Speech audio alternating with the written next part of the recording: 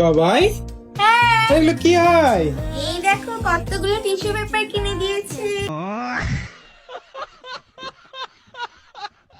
তুমি tissue paper কিনেছো? বনু, ওগুলো টিস্যু পেপার নয়, ওইগুলো হচ্ছে ওয়াইপস। বুঝেছো? টিস্যু পেপার দিয়ে তো অন্য কিছু কাজ ছাড়া হয়, তুমি জানো না? দেখো গাইস, আমরা কিনতে গেছিলাম। দেখো, আমাকে লিপস আমার লিপস্টিক কিনে দিয়েছে। এটা হচ্ছে লাগালে স্টিক হয়ে যাবে। আচ্ছা, তোমাকে লিপ বাম কিনে দিয়েছে, নিপিট কিনে দিয়েছে।